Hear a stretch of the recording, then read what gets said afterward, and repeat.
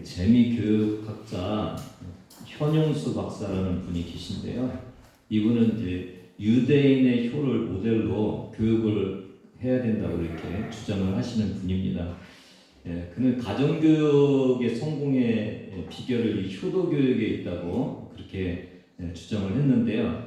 한국의 효는 좀 이렇게 젊은이들한테 설득력에 논지에 한계가 있다고 이렇게 이분은 주장을 하면서 유대인의 효도교육, 우리는 효도하면 한국인 같잖아요. 근데 유대인의 효도교육을 통해서 이렇게 교육을 시켜야 된다고 하면서 그 효도교육의 출발점이 어디냐면은 10계명 중에서 제5계명 뭡니까? 네 부모를 공경하라.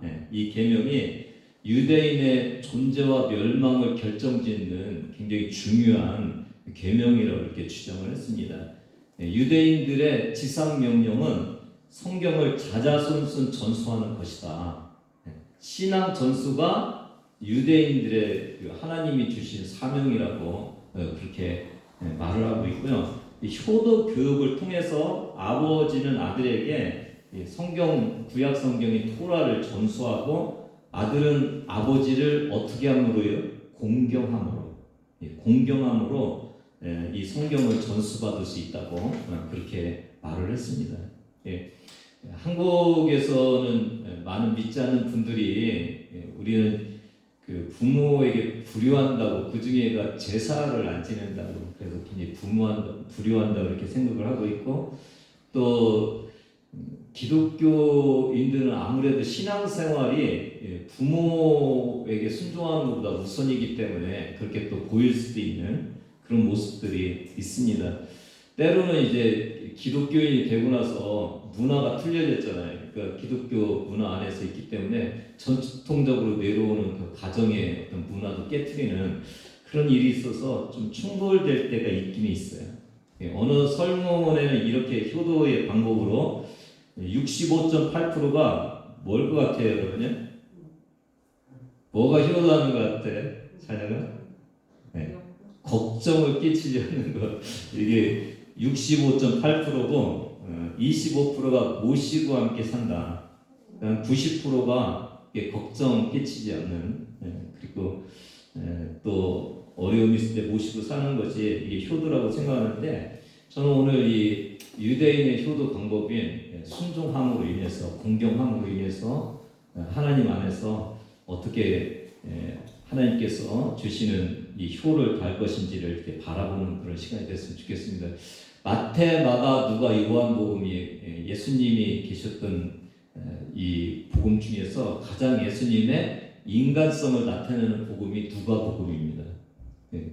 다른 데는 이 어렸을 때의 기록이 이렇게 자세하게 안 나와 있는데 누가복음에 보면 예수님의 성장기에 대해서 상세하게 언급을 하고 있고, 오늘 본문이 그 곳에 있습니다.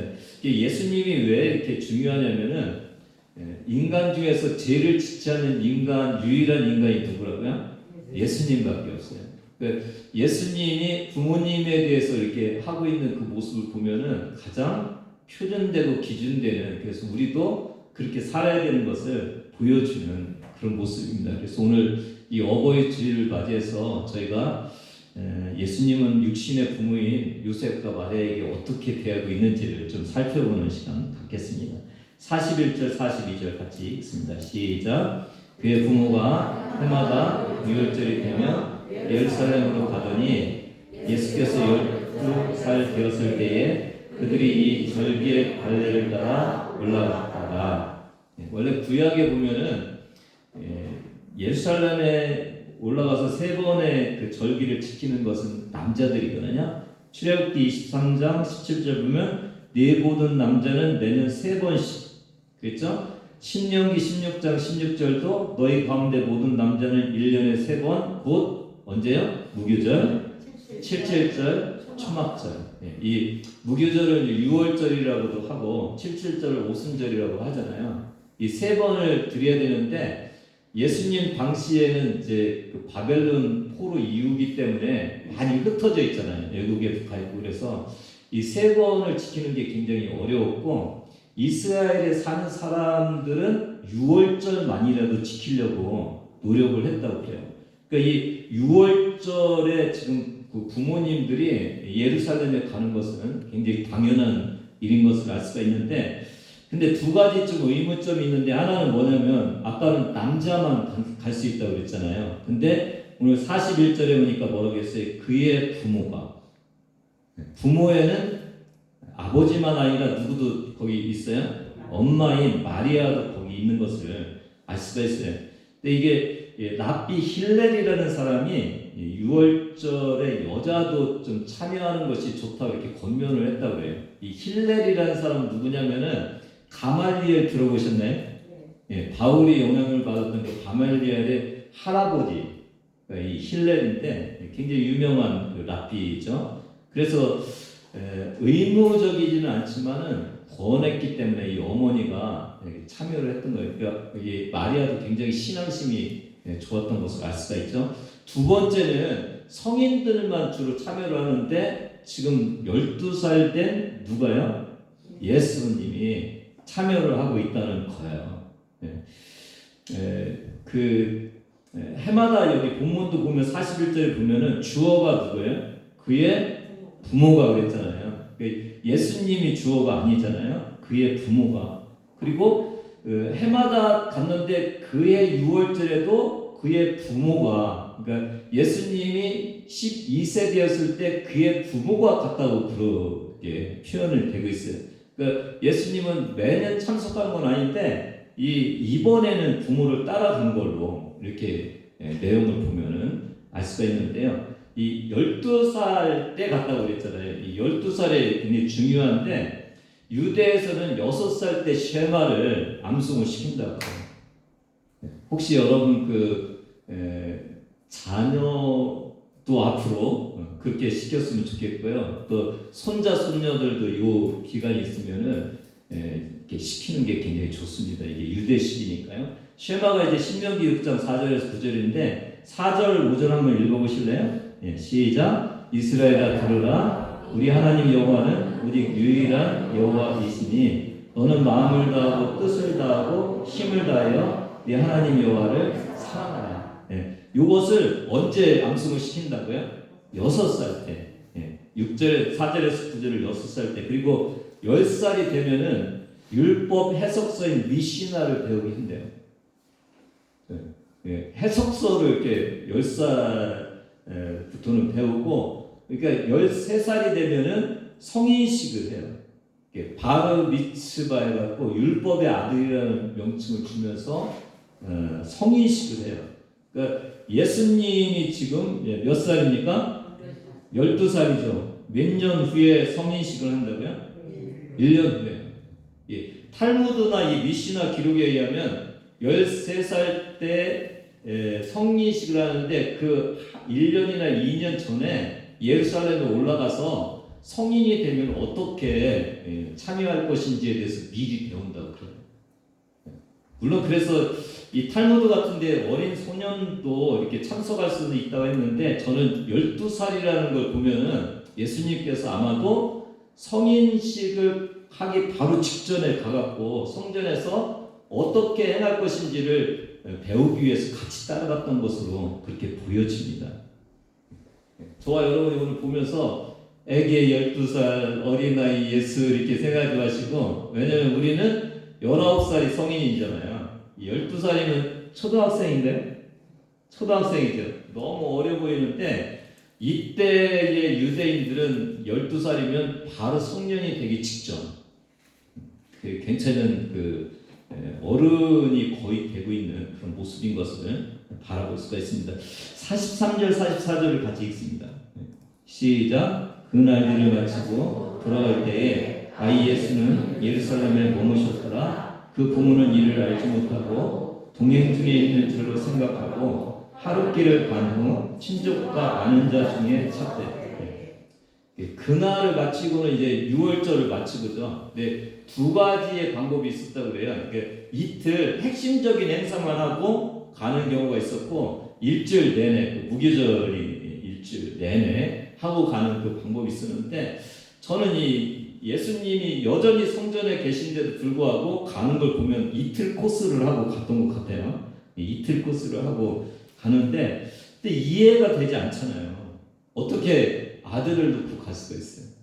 12살밖에 안 되는 아들을 놓고 어떻게 갈 수가 있어요?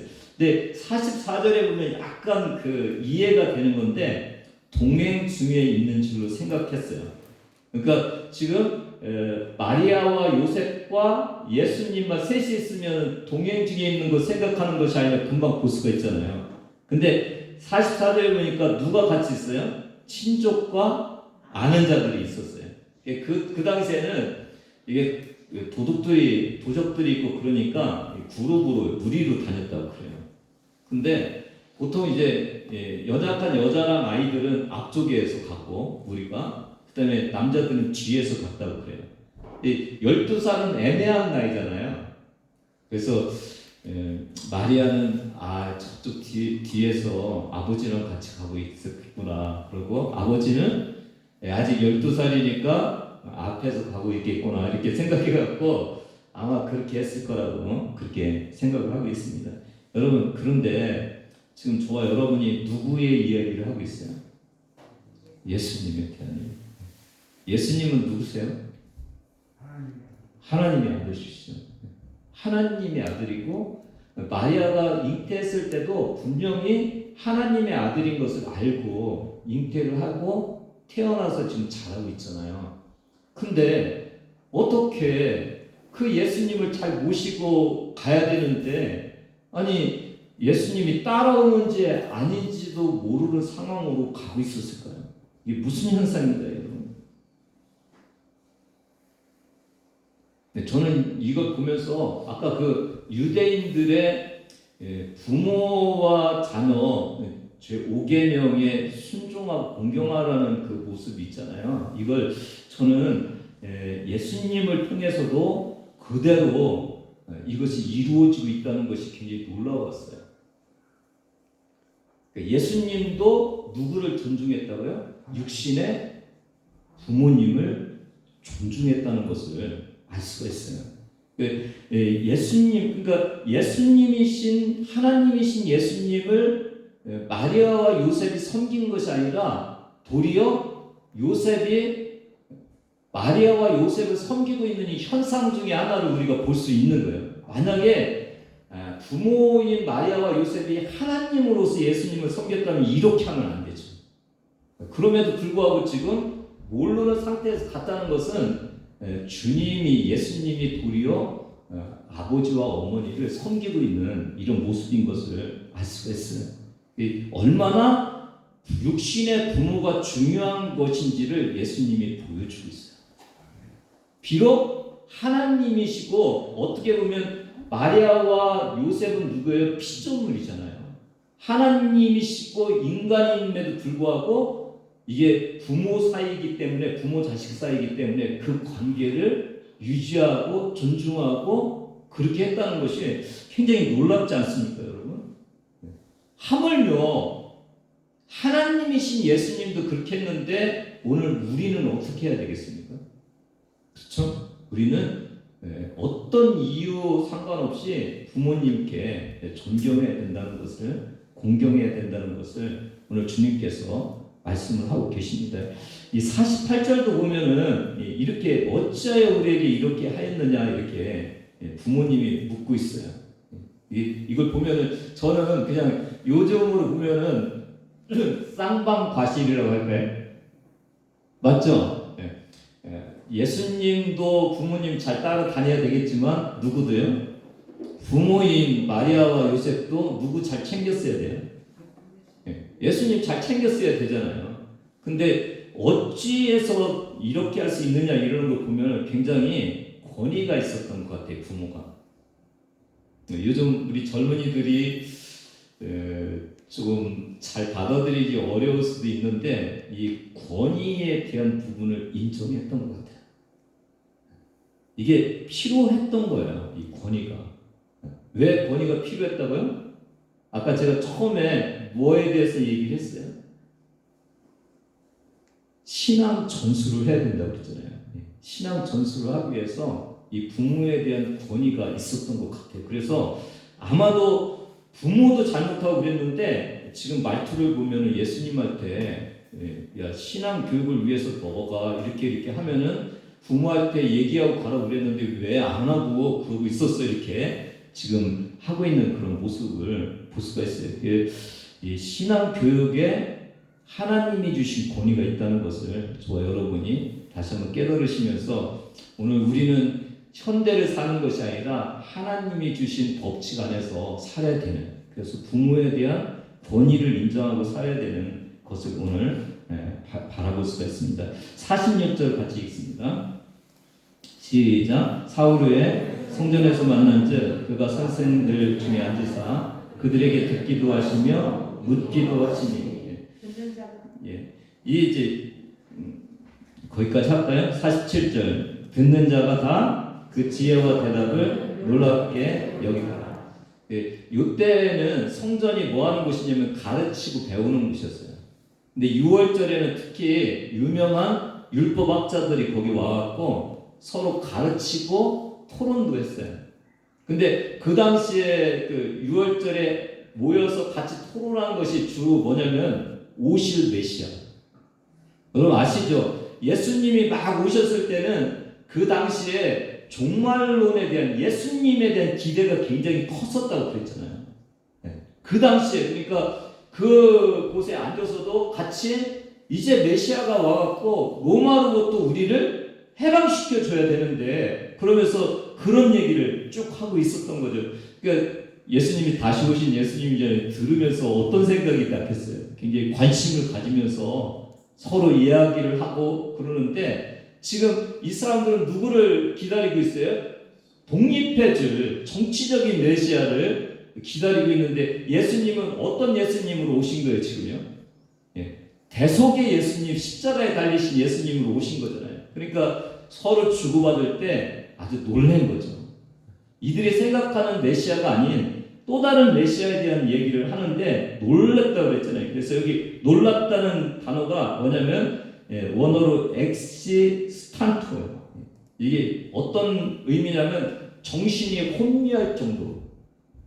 예수님이 가르쳐 주신 이 모습은 진짜 유명한 율법 학자들마저도 깜짝 놀라고 정신이 나갈 정도로 그런 말씀을 했던 것을 알 수가 있고, 이 시제가요 한 번만이 아니라 계속 반복되는 미완료 시제예요. 그러니까 계속 대화를 하면서 어떻게 했다고요? 이 유명한 율법 학자들 선생들이 깜짝 놀랄 정도의 그런 가르침을 주고 있는 이런 모습을 볼 수가 있고, 이 놀람은 누구까지 연결되냐면 48절 같이 읽습니다. 시작. 그의 부모가 보고 놀라며 그의 어머니는 이르되 아이야 어찌하여 우리에게 이렇게 하였느냐? 보라 네 아버지와 내가 근심하여 너를 찾았다. 그러니까 부모님까지도 깜짝 큰 충격에 놀랄 정도로 그렇게 아주 뛰어난 모습으로 있었던 이런 모습을 볼 수가 있어요. 그러니까 예수님은 마리아와 요셉에 비해서 영성이 뛰어났죠. 지성도 뛰어났죠. 그럼에도 불구하고 부모인 마리아와 요셉을 부모로 여기고 자녀는 자녀였던 것을 알 수가 있어요. 이 48절에 보니까 뭐라고 했어요? 아이야 어찌하여 우리에게 이렇게 하였느냐? 네 아버지와 내가 근심하여 너를 찾았노라. 그러니까 아버지는 아버지고 어머니는 어머니고 예수님은 뛰어났음에도 불구하고 누구였어요? 자녀였어요. 우리가 보통 저도 좀 나이가 먹으면서 제가 저희 어머니보다 좀 더 아는 것이 많고 그렇잖아요. 때로는 제가 알아서 잘하죠 이렇게 생각할 수도 있는데, 오늘 이 모습을 보면 부모는 부모예요. 자식이 뛰어나도 부모는 부모라는 것을 우리에게 말씀해주고 있는 굉장히 중요한 요소인 것을 저와 여러분이 알 수가 있습니다. 그러니까 주님을 우리가 섬긴다는 것은, 그러니까 그 자녀로서 부모를 섬긴다는 것은 이게 자녀보다 뭐 뛰어나서 섬기는 것도 아니고 지식이 많아서 섬기는 것도 아니고 다른 조건 때문에 섬기는 것이 아니라 그냥 육신의 부모이기 때문에 섬기는 거. 맞죠? 우리 정영수 부교님 잘 섬기세요. 그래. 잘 섬기시고 오늘 우리 젊은이들도 마찬가지로 우리가 이 시대에 살면서도 신앙 안에서 효도하는 것이 무엇인지를 다시 한번 보면서 말이 조금 내가 더 낫더라도 엄마의 말이 조금 부족한 것 같더라도 그래도 부모는 부모로서의 존경하고 그렇게 따라야 되는 그런 존재임을 오늘 예수님을 통해서 저희가 알 수가 있습니다. 49절을 같이 봅니다. 시작. 예수께서 이르시되 어찌하여 나를 찾으셨나이까 내가 내 아버지 집에 있어야 될 줄을 알지 못하셨나이까 하시니. 참 신앙생활하면서요 때로는 이게 좀 쉽지 않아요. 신앙생활이 지금 부모 공경하라고 했잖아요. 그래서 왜 그랬어 그러면 아이 잘못했어요 그랬는데 예수님이 좀 한마디 하시네요. 뭐라고 하세요? 내가 내 아버지 집에 있어야 될 줄 모르고 왜 그러십니까? 그러니까 주 안에서 순종하는 거예요. 예를 들어서 부모님은 교회를 안 다니고 자녀는 다녀요. 야 교회 다니지 마. 따라야 돼 안 따라야 돼? 순종해야 돼요 안 해야 돼요? 순종은 안 되죠. 주 안에서가 아니기 때문에 그렇죠. 그러니까 지금 예수님도 아버지의 집에 내가 있어야 되는데 왜 그러십니까? 그러면서 예수님은 두 아버지를 지금 모시고 있는 거잖아요. 하늘 아버지와 육신의 아버지. 근데 지금 하늘 아버지께 순종하고 있는데 왜 그러십니까? 이렇게 얘기를 하고 있어서 여러분 주 안에서 순종하고 공경하는 거예요. 그러니까 주님을 떠나서 그걸 공경할 때 그것을 따라주는 것이 꼭 맞는 것은 아니라는 것을 오늘 예수님께서 우리에게 보여주고 있는 그런 모습인 것을 알 수가 있습니다. 50절 51절 같이 읽습니다. 시작. 그 부모가 그가 하신 말씀을 깨닫지 못하더라. 예수께서 함께 내려가서 나사렛에 이르러 순종하여 받드시더라. 그 어머니는 이 모든 말에 마음에 드니라. 아까도 말씀을 드렸는데 지금은 이제 예수님이 어린 나이로 자라면서 뭘 한번 딱 보여주셨어요. 예루살렘에 가서 하나님 혹시 예수님인가 이게 혹시 깨닫지 못하고 그냥 너무 순종을 잘하고 살아니까 마리아와 요셉이 그냥 자녀로서 섬겼을 수도 있는데 이제 뭐가 팍 온 거예요. 야 대단한 실력이 있구나. 예수님이구나 이렇게 생각할 수도 있었을 것 같아요. 근데 51절에 보니까 나사렛에 가서도 어떻게 했다고요? 순종하고 어떻게 했다고요? 그러니까 효도는 변함이 없어야 되고 끝까지 이루어야 되는 것임을 오늘 주님께서 말씀해 주고 있는 그런 모습인 것을 알 수가 있어요. 부모가 비록 육신의 부모고 이제 자신은 하나님의 어떤 그 지식과 영성을 보여줬음에도 불구하고 부모는 여전히 부모라는 것을 보여주고 있는 이 모습에 효도는 변함이 없어야 되고 어떤 상황에서도 똑같이 효도해야 된다는 것을 알 수가 있는데 그게 누굽니까? 룻이죠. 룻은 어땠습니까? 나오미 시어머니만 남았어요. 이 의미는 뭡니까? 자기랑 결혼할 만한 자식이 하나도 없어요. 그리고 이 어머니는 이제 늙어갖고 별로 의지할 만한 것이 없어요. 그리고 자기 집을 떠나서 시부모 아무것도 없는 시부모를 따라서 이민을 가야 되는 그런 상황이에요. 그럼에도 불구하고 룻이 나오미를 효도한 거예요. 그렇죠? 효도의 어떤 모습을 우리가 볼 수가 있어요. 요즘 이런 말 많이 하잖아요. 상속 다 주지 마라 미리. 왜 그래요? 다 주면 효도 안 한다고. 그거 보고 효도하는데 다 그냥 줘버리면 효도를 안 한다고. 그러니까 효도의 목적이 뭐예요? 뭔가 유익을 받으려고. 이 얘기는 뭐냐면 효도 유익의 가치가 없으면 효도를 안 해도 되는 것 같이 그렇게 여기고 살아가는 이때에 예수님의 이 모습을 보면은 무조건적으로 어떤 상황 속에서도 효도해야 된다는 것을 말씀해 주는 그런 모습이 굉장히 저에게 감명받고 여러분도 그렇게 느끼시는 그런 시간이 됐으면 좋겠습니다.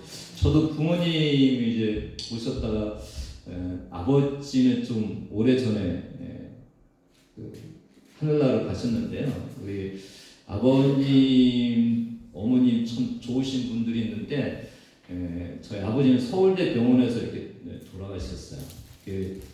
굉장히 병원비가 말도 못하게 막 나오더라고요. 그래서 그때 보면서 잘 우리 형제들이 좀 많아서 잘 섬기고 잘 마무리했는데 이게 계속되면 힘들겠구나라는 생각이 들더라고요. 저희 어머니는 지금 거의 100세 좀 가까이 가세요. 아직 100세는 안 되셨고 가까이 가시는데 이제 치매가 오셨어요.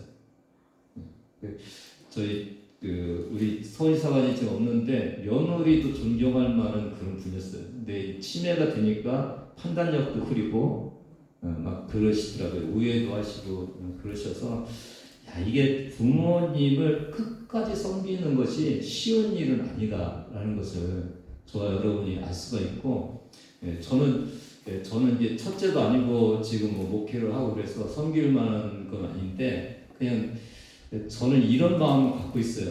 그러니까 다른 사람이 못 섬기면 나라도 섬겨야 되지 않느냐는 그런 생각을 갖고 있어요. 그러니까 신앙이 있는 여러분은 어떤 상황 속에서도 어떤 환경 속에서도 내가 섬길 수 없는 효도할 수 없는 그런 상황 속에서도 섬길 수 있는 그런 쉼을 하나님으로부터 받는 것이 진정한 신앙인으로서의 효도라고 이렇게 생각이 되어집니다.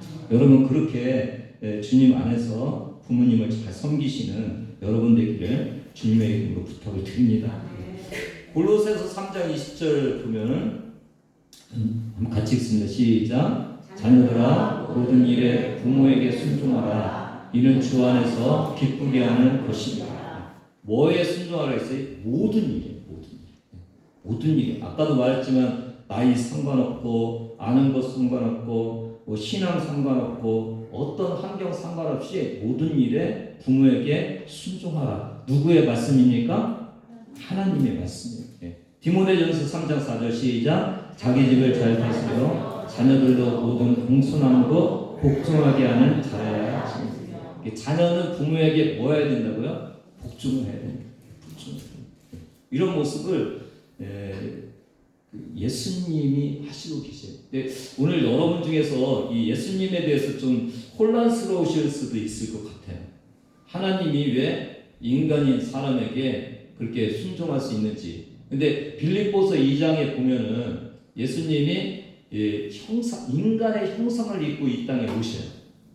그러니까 이 땅에 성육신하기 전에는 육신을 안 입으셨어요. 예수님도 영이셨어요. 근데 이 땅에 오시면서 육신의 아버지가 생긴 거죠.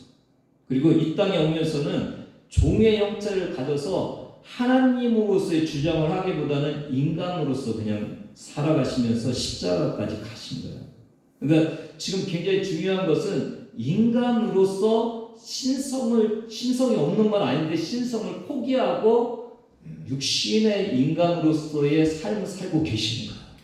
그러니까 육신의 부모님 할 때 육신의 부모님으로서 모시는 그러니까 종의 형체를 가져서 순종하고 있는 거예요. 하나님의 말씀에 순종하고 있는 거예요. 근데 천국에 가면은 똑같지는 않죠. 천국에 가면은 예수님은 하나님으로서 예수님으로 그리고 마리아와 요셉은 피조물로서 하나님을 섬기는 그런 자리인데 이 땅에 있을 때는 그 모든 것을 다 제쳐놓고 하나님의 말씀에 순종하면서 예수님이 효도하고 있다는 이 모습이 굉장히 인상적인 것을 알 수가 있습니다. 예수님은 그래서 성인이 돼서 십자가에서도 심한 고통 속에서도 효도했죠. 아시죠 여러분? 요한복음 19장 25절에서 27절입니다. 26절 27절만 읽겠습니다. 같이 읽습니다. 시작. 예수께서 자기의 어머니와 사랑하시는 제자가 곁에 서 있는 것을 보시고 자기의 어머니께 말씀하시되 여자여 보소서 아들이니이다 하시고 또 그 제자에게 이르시되 보라 네 어머니라 하시는데 그때부터 그 제자가 자기 집에 오시니라. 끝까지 이제 마지막 자기의 사역의 그 고단함과 힘듦 속에서도 누구를 바라보면서요? 어머니를 바라보면서. 예, 요셉은 이제 언급이 없는데 어머니 하나 남아있는 그 어머니를 바라보면서 어머니에 대한 마지막 효도를 하고 있는 이 예수님의 모습을 볼 수가 있고, 또 특이한 것 중에 하나는 뭐냐면 예수님의 동생들이 있었잖아요. 근데 그 동생들에게 부탁하는 것이 아니라 누구한테 부탁해요? 제자한테. 그러니까 이게 효도라는 것의 진정한 의미는 믿음 안에서, 믿음을 유지하면서 그렇게 신앙생활하는 그 안에 있다는 것을 알 수가 있습니다. 이 부모를 공경하는 것에는 너무 중요하기 때문에 하나님께서 약속을 주셨죠. 에베소 6장 2절 3절입니다. 같이 읽습니다. 시작. 네 아버지와 어머니를 공경하라. 이것은 약속이 있는 첫 계명이니 이로써 네가 잘되고 땅에서 장수하리라.